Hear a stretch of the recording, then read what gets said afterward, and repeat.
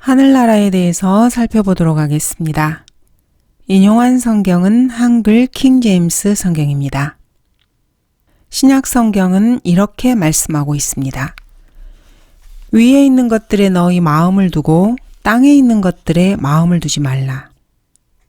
세상적인 그리스도인에게는 새 예루살렘이 실제적이지 못합니다. 세상적인 그리스도인들의 마음은 새 예루살렘과 하늘에 있지 않고 차선책으로 구령을 하거나 아니면 세 번째 차선책으로는 자신의 사역에 있습니다. 혹은 네 번째로는 자신의 동료와 잘 지내는 것을 택합니다. 이것들은 모두 위에 있는 것들에 너희 마음을 두고 땅에 있는 것들에 마음을 두지 말라는 명령을 어긴 것입니다. 하나님의 첫째 계명은 자신의 동료들과 잘 지내는 것이 아닙니다. 동료 인간들과 잘 지내는 것을 첫째 계명으로 착각하는 사람들은 자기 교단을 로마 카톨릭 교회와 일치하게 하려 합니다. 그러한 교회 일치 운동에 참여하는 자들입니다. 이들은 모두가 하나 되기 위해서 에큐메니칼 운동에 나섭니다. 그렇지만 하나님의 첫째 계명은 결코 이웃과 잘 지내는 것이 아닙니다. 여러분이 구원을 받았든지 구원을 받지 못했든지 사람들과 잘 지내는 것은 여러분의 인생의 주요 목적이 되어서는 안 됩니다. 인간은 타락한 불안당이라고 할 수 있습니다. 하나님께서 인간에게 주신 첫째 계명은 자신의 마음과 혼, 힘, 생각을 다해서 주 하나님을 사랑하라는 것입니다. 이 계명은 여러분의 마음을 위에 있는 것에 두라는 말씀입니다. 왜냐하면 바로 그것이 하나님의 도성이 있는 곳이고 하나님의 보좌가 있는 곳이기 때문입니다. 혹자는 이렇게 말했습니다. 불교 신자는 지옥에 대해서 말을 많이 한다. 왜냐하면 그들이 그곳에 가기 때문이다. 그렇지만 우리는 하늘나라에 대해서 이야기를 많이 한다. 왜냐하면 우리는 하늘나라로 가기 때문이다. 지금 이 시대의 그리스도인이라고 하는 사람들은 하늘나라에 대해서 별로 말하지 않습니다. D.L. 무디가 가장 즐겨하는 설교 중에 하나가 바로 하늘나라입니다.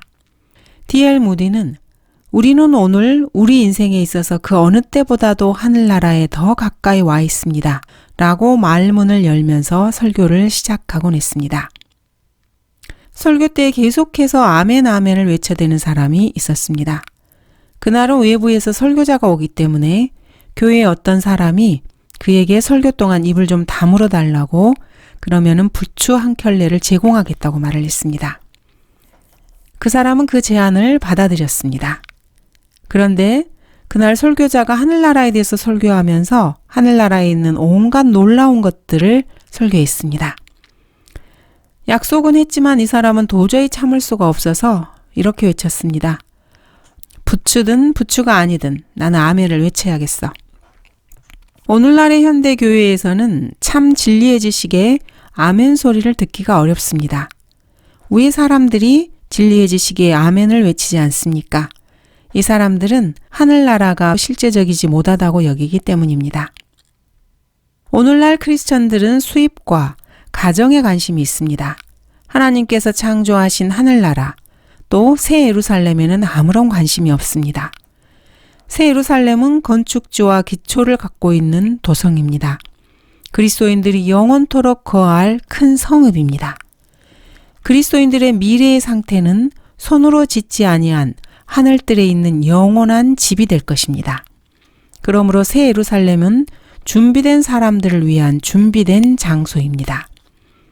예수님께서는 나는 너희를 위하여 초소를 마련하러 가노라고 요한복음에서 말씀하셨습니다. 내 아버지 집에는 많은 저택들이 있느니라. 그렇지 아니하면 내가 너희에게 말하였으리라. 예수님이 이렇게 말씀하셨는데도 오늘날 많은 과학자들과 교육자들은 하늘나라에 저택이 없다고 주장합니다. 새 예루살렘은 주 하나님의 고향입니다. 제자들은 갈보리 십자가 사건 이전에 하늘에 계신 우리 아버지라고 기도하라고 배웠습니다. 고린도후서 12장 2절에서는 어떤 사람이 셋째 하늘로 끌려 올라갔다가 다시 내려왔다고 말합니다. 사도행전 1장에서 보듯이 첫 번째 하늘은 새들이 날아다니는 하늘입니다. 구름이 있는 하늘입니다.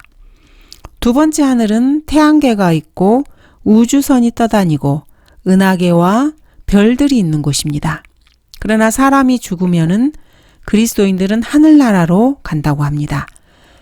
하늘나라로 간다고 하는 그 하늘나라는 북극성 아래에 있는 우주를 말하는 것이 아닙니다. 이 하늘나라는 하나님의 구원받은 자녀가 가게 될 실제적인 장소입니다. 그리스도인들의 마음을 이 하늘나라에 둘 수 있는 바로 그 하늘나라입니다. 바로 이곳이 셋째 하늘입니다. 새 예루살렘과 하나님의 보좌가 있는 곳입니다. 예수 그리스도께서는 하늘에 보화를 쌓아두라고 말씀하셨습니다. 예수님께서 말씀하신 그 하늘이 바로 이 하늘나라입니다. 너희 보물이 있는 곳에 너희 마음도 있느니라. 오늘날의 설교자들 중에서 그리스도인들이 하늘나라로 가는 것이 아니라고 가르치는 자들은 사실 거짓말쟁이들입니다. 그리스도께서는 하늘의 보물을 쌓으라고 말씀하셨습니다. 여기에서 하늘은 요한계시록 21장과 22장에서 새 예루살렘이라고 나와 있습니다. 요한복음 14장에서는 아버지의 집이라고 되어 있고 히브리서 4장 9절에서는 쉴 곳, 즉 안식처라고 되어 있습니다. 고린도후서 12장 3, 4절에서는 낙원이라고 되어 있습니다. 하늘은 곡식이 저장되는 곡간에 비유됩니다. 고린도후서 1장에 따르면은 하늘은 빌딩과 같고 사람의 손으로 만든 것이 아닌 하나님께서 지으신 그런 곳입니다. 하늘나라는 첫째, 측량할 수가 없습니다. 둘째, 현재의 하늘인 태양계는 사라져버리고 새로운 하늘로 대체될 것입니다. 새 예루살렘은 하나님의 자녀가 살게 될 마지막 거처, 마지막 집입니다. 주가 이같이 말하노라. 만일 위로 하늘을 측량할 수 있고 아래로 땅의 기초들을 탐지할 수 있다면 나도 이스라엘이 행한 모든 일로 인하여 그들의 시 모두를 버리리라. 주가 말하노라. 하늘은 측량할 수가 없고 아래 땅의 기초들 역시 탐지할 수가 없다고 말씀하십니다. 새 예루살렘은 길이와 너비와 높이가 같습니다. 모두가 12,000 스타디온입니다. 그 부피는 수천억을 수용할 수 있는 정도입니다. 이렇게 많은 사람들이 다 그곳에 들어차게 되면은 아마 나무들과 생명수의 강이 있을 곳이 없어질 것입니다. 그래서 숫자를 낮춰서 490억 정도가 오순절부터 휴거 때까지 구원받았다고 가정을 해보면은 하나님의 자녀 한 사람당 새 예루살렘에는 정금으로 만들어진 3.3제곱미터짜리 맨션 5개가 돌아가게 됩니다. 490억이라고 말하는 것은 사실 여유 있게 잡은 숫자입니다. 이 성읍을 미국에다가 세운다면은 버팔로에서 디트로이트, 덴버를 거쳐서 콜로라도에서 마이애미에 걸치는 어마어마한 도시가 될 것입니다. 하늘나라 즉 새 예루살렘은 오순절부터 시작해서 휴거 때까지 구원받은 사람들을 위한 도성입니다. 새 예루살렘은 어린 양의 아내, 신부라고 불리고 있습니다. 하늘나라는 높고 거룩한 곳입니다. 이사야 57장 15절에는 하나님께서는 높고 거룩한 곳에 거하신다고 말씀하십니다. 하늘나라는 거룩한 곳입니다. 시편 20편 6절에서는 이 하늘나라를 거룩한 하늘이라고 부르고 있습니다. 그곳은 행복한 곳입니다. 왜냐하면 성경에 하나님께서 그들의 눈에서 모든 눈물을 씻어주실 것이라고 기록하고 계시기 때문입니다. 하나님의 자녀에게는 하늘나라는 죽음, 눈물, 슬픔, 고통이 없는 곳입니다. 그곳에는 밤도 없고 어둠도 없습니다. 새 예루살렘은 배고픔, 목마름 또는 지나친 더위도 없습니다. 그들이 다시는 굶주리지 아니하고 다시는 목마르지도 아니할 것이며 태양이나 어떤 열기도 그들 위에 내리쬐지 못할 것이라고 기록하고 있습니다. 하늘나라에는 누가 살게 됩니까? 첫 번째로 마귀는 하늘나라에 없습니다.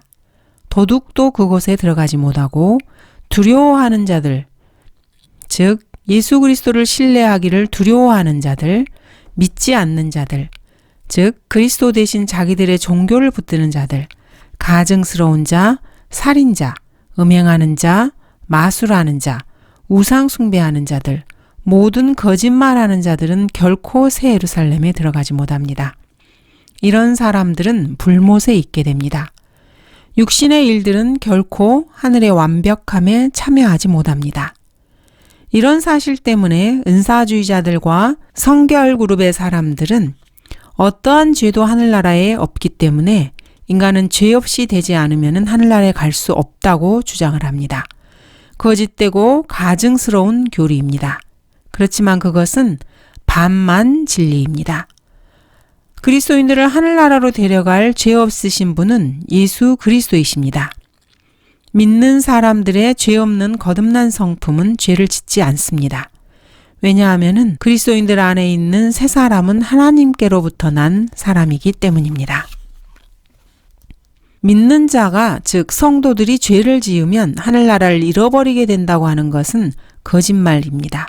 잘못된 교리입니다. 갈라디아서 5장에는 육신의 일들이 나옵니다. 고린도전서 6장에는 구원받지 못한 사람들의 삶에서 저질러지는 죄들이 나옵니다. 이것들은 그리스도인의 삶에서도 동일하게 저질러질 수 있는 일들입니다. 그리스도인이라면 그리스도인 안에 있는 두 가지 본성에 대해서 반드시 알아야 합니다. 거짓말하는 그리스도인과 거짓말쟁이를 구별해야 합니다. 살인자와 살인하는 그리스도인을 구분할 줄 알아야 합니다. 다윗은 거짓말을 했고 살인을 했지만 다윗은 지금 영광 가운데 있습니다. 그리스도인이라면 이 사실을 결코 잊어서는 안 됩니다. 어떤 그리스도인이 자신의 죄를 자백하지 않았다면 어떻게 되는가? 이렇게 은사주의자가 목사님께 물었습니다. 그런 사람은 롯과 같은 대우를 받게 될 것입니다. 롯과 삼손은 자신들의 죄를 자백하지 않았지만은 둘 다 하늘나라에 있습니다. 그걸 당신이 어떻게 알아요? 이렇게 묻는 사람이 있다면은 베드로후서 2장과 히브리서 11장을 읽어보면 압니다. 히브리서 11장에는 다윗은 믿음의 영웅들 중에 하나로 기록되고 있고 롯은 베드로후서 2장에서 의인이라고 칭해지고 있습니다.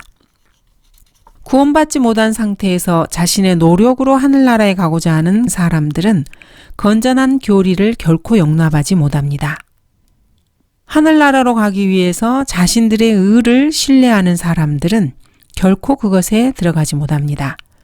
구원받지 못한 사제들과 장로들은 이렇게 무지한 사람들을 자신들의 죄가 없으면 하늘나라로 갈 것이라고 어리석은 그런 생각을 하게 만듭니다. 그렇지만 자신들 역시 죄가 있기 때문에 일반 사람들 역시 하늘나라에 갈 수 없다고 생각을 합니다. 그렇다고 지옥에 가기에는 자신들은 너무나도 착하게 살았기 때문에 아마도 제3의 장소로 갈 것이라고 생각을 합니다. 이것이 오늘날 전 세계적으로 자신의 힘으로 선행으로 구원을 받으려고 애쓰는 종교적인 사람들이 지옥으로 가는 방법입니다. 이 사람들은 하나님의 자녀는 비록 죄를 짓더라도 여전히 하나님의 자녀라는 사실을 잘 알지 못하는 것입니다. 요한계시록 21장 8절에는 모든 거짓말장애들이 불못으로 간다고 합니다. 그러므로 이 세상의 모든 사람들은 모두 불못으로 가야만 합니다. 사람으로 태어난 사람 가운데에서 2번 이상 거짓말을 하지 않은 사람은 없을 것입니다. 행동이든 생각이든 말이나 태도든 거짓말을 사람은 다 합니다. 그렇다면 모든 거짓말장애는 불과 유황이 불타는 불못에 참여하게 됐는데 어떻게 그런 사람들이 하늘나라로 갈 수 있겠습니까? 아주 간단합니다. 하늘나라로 가는 사람은 평생 동안 한 번도 거짓말을 하지 않은 죄 없는 분의 공로를 의지해서 가는 것입니다. 이것이 바로 건전한 교리입니다.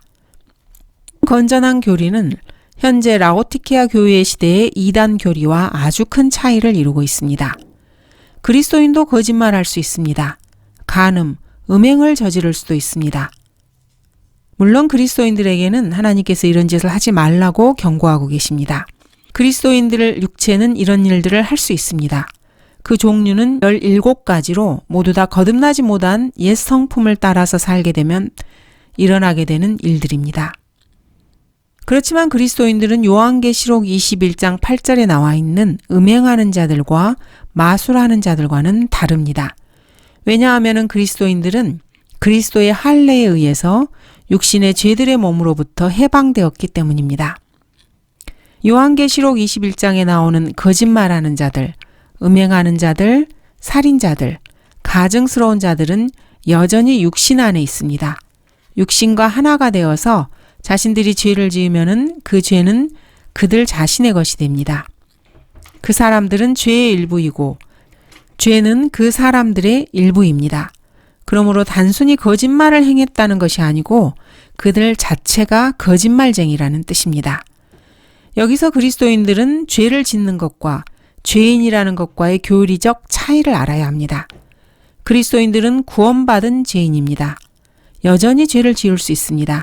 왜냐하면 그리스도인이라 해도 그 안에 옛 성품이 그대로 남아있기 때문입니다. 그렇지만 그리스도인들은 하나님의 성도입니다.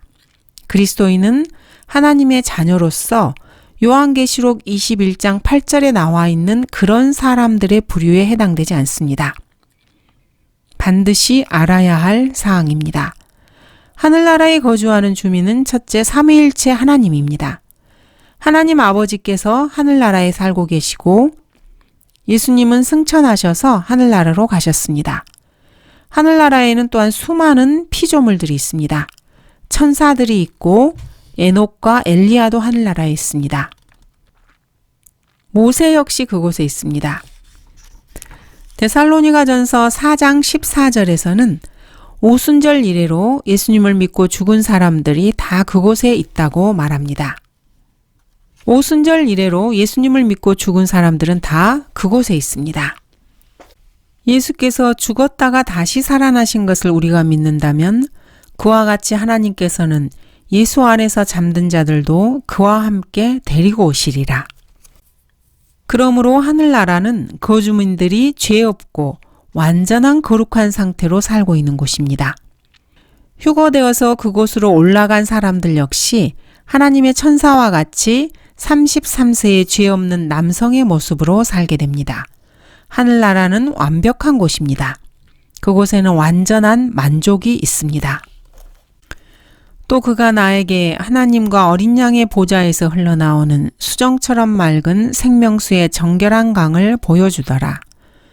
그 도성의 거리 한가운데와 그 강의 양편에는 생명나무가 있어 12가지 과실을 맺으며 달마다 과실을 내더라. 그리고 그 나무의 잎사귀들은 민족들을 치유하기 위한 것이더라. 하늘나라에는 모든 완벽하고 이상적인 위안이 가득 찬 곳입니다. 일도, 땀도, 세금도 없습니다. 모든 것이 만족스럽고 죄에 대한 유혹도 없고 마귀들, 더러운 영들도 없는 것이 바로 하늘나라입니다. 하늘나라는 모든 것이 완벽하게 갖추어진 것입니다. 모든 좋은 것이 다 갖추어져 있는 하늘나라에서는 배고플 수도 없고 목마르지도 않습니다. 그리스도께서 죽은 자들로부터 부활하셨을 때 예수님은 먹지도 마시지도 않으셨습니다. 그럴 필요가 없었기 때문입니다. 예수님께서 구운 생선과 벌집을 자신의 생명을 보존하기 위해서 잡수신 것이 아닙니다. 예수님은 신성한 성품과 영광스러운 몸을 가지고 계셨습니다. 예수님께서 인간들이 먹는 것을 드신 것은 예수님의 영광스러운 몸이 먹을 수 있다는 사실을 보여주기 위해서였습니다. 하늘나라는 완벽하기 때문에 죄가 없는 곳입니다. 다시는 저주가 없고 하나님과 어린 양의 보좌가 그 안에 있을 것이며 그의 종들이 그를 섬기리니 더 이상의 저주가 없는 곳이고 영원한 저주가 제거된 것입니다. 저주가 영원히 없어졌습니다. 그곳에서 그리스도인들은 결코 세잔하지 않는 몸을 갖게 되고 그래서 더 이상 머리털이 빠지는 것도 염려하지 않아도 되고 이가 빠지지 않아도 되고 안경을 쓸 필요도 없고 약을 먹을 필요도 없습니다. 몸에 질병이 드는 것으로 인해서 걱정할 필요도 없습니다. 이런 것들을 생각하면서 기쁨에 젖은 적이 있으십니까?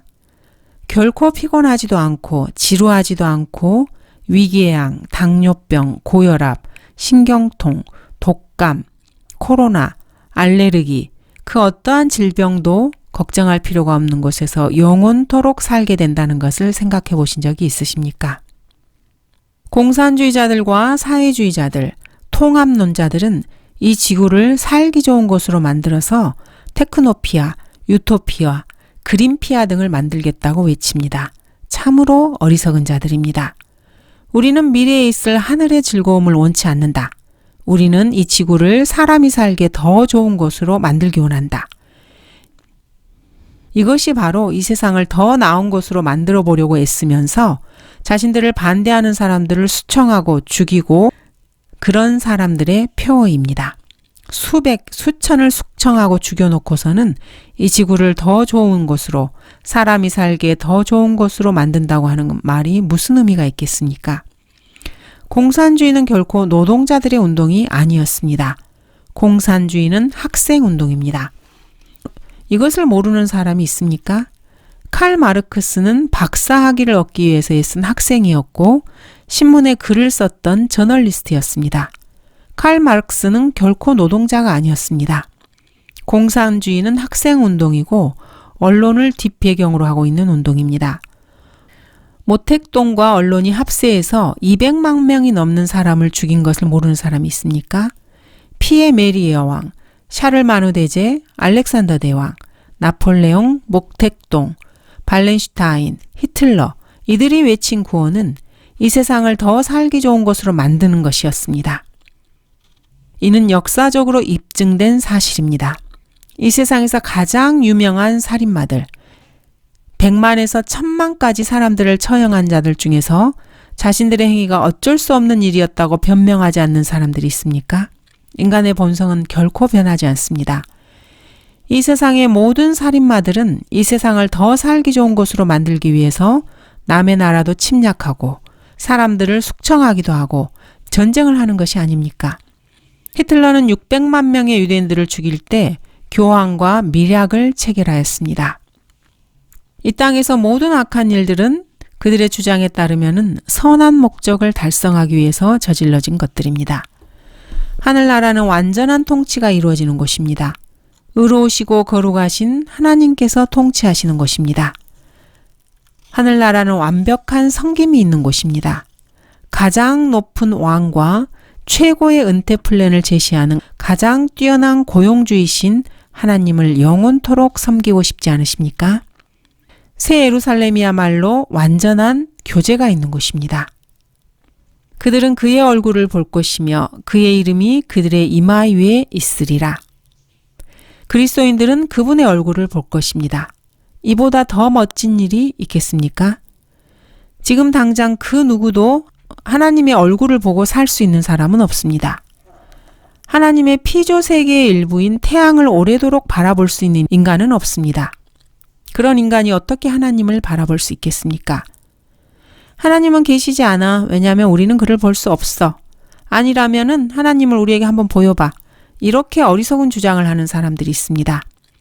하나님께서 만드신 태양조차도 제대로 쳐다보지 못하는 인간이 그분을 어떻게 쳐다보려고 하는 것입니까?